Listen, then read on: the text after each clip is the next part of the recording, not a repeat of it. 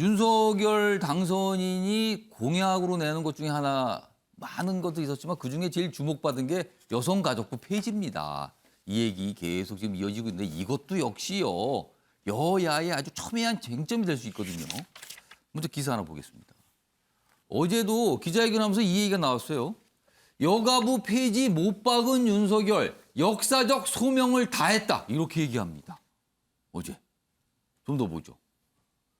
그리고요. 추가적으로 이 얘기도 해요. 지금 문재인 정부에서 내각에 여성 할당 30% 이걸 적용하고 있거든요. 물론 달성하지 못했다는 지적도 받고 있지만 일단 여성 장관 많이 늘리기 위해서 그동안 노력을 좀 한 면이 있어요. 그런데 내각의 여성 할당제 이 질문에는 자리 나눠 먹기가 통합 아니다. 안 한다는 뜻입니다. 그러니까 그런 거 없다는 뜻이에요. 자, 그럼 두 가지 내용이죠. 여가부 그다음에 여성 할당제입니다. 자, 이와 관련된 어제 윤석열 당선인의 설명 들어보겠습니다.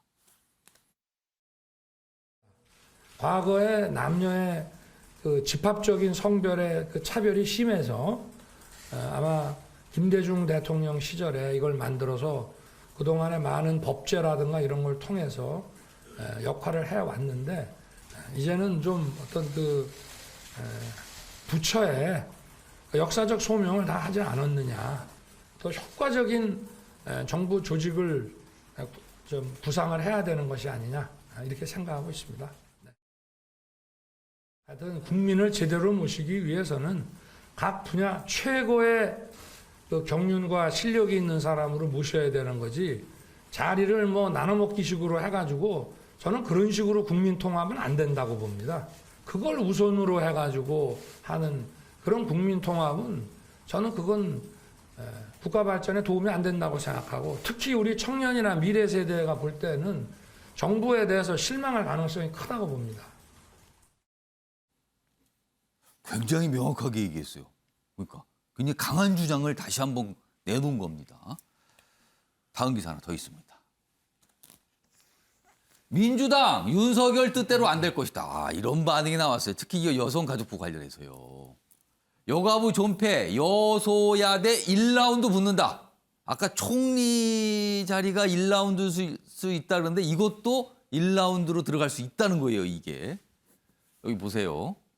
뭐 방금 영상에서 확인됐죠? 뭐 이거 별로 효과적인 거 아니다. 이런 취지의 설명이 있었고요. 근데 민주당은요.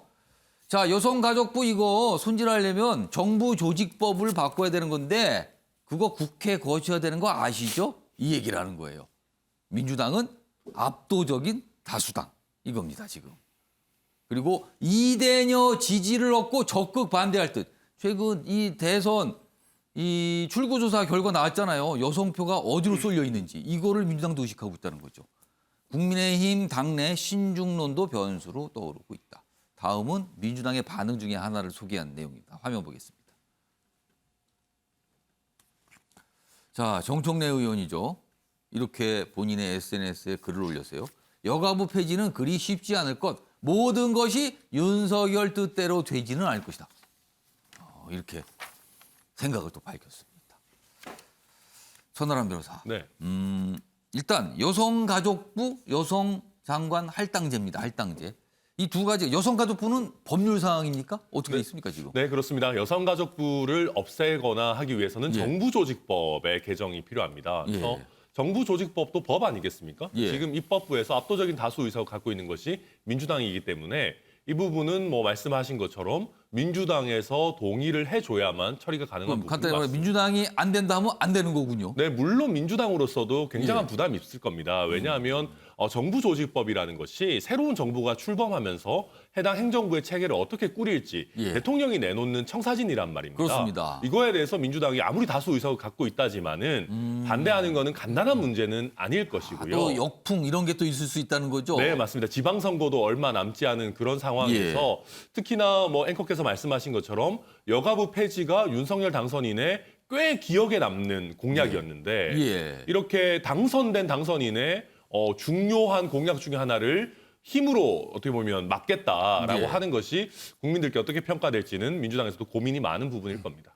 여성 할당제는 법률상이나 이런 게 아니죠. 그건 대통령, 그러니까 당선인의 의지가 있으면 되는 겁니까 그거는? 네, 그렇습니다. 여성 할당제 같은 경우는 뭐 법령에 있는 것이 아니고요. 이제 문재인 정부에서 대통령께서 인사를 하실 때 예. 한 30% 정도 이상은 여성 장관으로 임명하겠다라고 하는 원칙을 천명한 것이기 때문에 이 부분은 뭐 윤석열 정부에서 이미 뭐 윤석열 당선인이 얘기를 하셨죠. 어제 뭐 안 한다는 취지로 얘기를 한 거예요 그거는. 그렇게 안 네, 한다. 뭐 어떤 인위적인 할당 이런 것보다도 국민들의 삶을 가장 잘 챙길 수 있는 예. 가장 실력이 뛰어난 분들 위주로 뽑겠다라고 얘기했기 때문에 예. 뭐 결과론적으로 여성이 얼마나 능력 있으시다면 뭐 70% 80%도 등용될 수 있는 것이지만 인위적인 할당은 안 하겠다라는 건 이미 밝힌 그런 상황입니다. 자, 홍경희 부대변인. 자, 여성가족부 문제 등등도 이게 이제 인수위에서 또 논의가 될 거예요. 그리고 구체적인 모습이 나타나겠죠. 네네. 그런데 인수위원장은 안철수 대표입니다, 지금요. 아마 다룰 텐데, 이 사안을. 그런데 대선 결과, 출구조사 결과 보면은 20대부터 50대까지 여성표 대부분, 상당 더 많은 부분이 민주당 지지를 나타냈거든요. 그러니까 민주당 쪽에 표를 던졌다라고 볼 수 있습니다. 이거를 의식해서 혹시 안철수 인수위원장이 좀 이 여가부 폐지 문제를 조정할 가능성, 이거는 어떻게 보십니까? 일단 뭐 윤석열 당선인과의 좀 교감이나 예. 협의가 좀 필요한 내용이 아닐까라고 좀 조심스럽게 생각을 하고요. 어제 윤석열 당선인이 너무 명확하게 또 얘기를 했단 말이에요, 이거를. 네. 하지만 이제 윤석열 당선인도 말씀하셨다시피 이제 본인께서 안철수 대표와 국정 철학과 가치를 공유하는 입장이다라고 하는 말씀을 하셨기 때문에 뭐 여가부의 어떤 존폐의 문제에 대해서 아직 안철수 인수위원장께서 그 해당 사안에 대한 어떤 특별한 언급은 없었지만은 예. 이 부분에 대해서는 또 윤석열 당선인 측과 이 국민의힘에서도 예. 상당히 좀 비중 있게 다루었던 공약이었기 때문에 쉽게 뭐라고 또 하기도 어렵네요. 네. 근데 하지만 여기 조금 더 첨언을 드리자라면은 예. 현재 전국의 상황이 172석의 거대 야당이 존재하고 예. 여소야대의 국면이기 때문에 협치라고 하는 것은 이제 선택이 아니라 이제 필수이다. 그리고 정권 초기부터 지금 산적한 국정 현안들, 개혁 과제들이 많이 있는 상태에서 이 여가부 문제를 최우선으로 어떤 정쟁의 대상으로 삼아서 거대 야당과 충돌하는 모습을 보이는 것은 자칫 에너지의 좀 소모로 그러네요. 비춰질 수가 있다. 이게 좀 이런 자칫하면 우려가 그게 있습니다. 다 틀어막고 있을 수도 있거든요. 네, 그렇습니다. 오늘 오후 2시에 안철수 인수위원장이 기자회견합니다. 그럼 아까 말했지만 총리와 관련된 내용 그리고 여가부 폐지에 관한 입장 이거 반드시 질문에 나올 겁니다. 지금요. 안철수 위원장으로서는요. 지금 이 답에 대한 준비를 하셔야 될 것 같아요. 기자들이 명확한 답이 안 나오면 반복적으로 아마 질문을 할 겁니다. 오늘요. 기다려보겠습니다. 어떤 답변이 나오는지.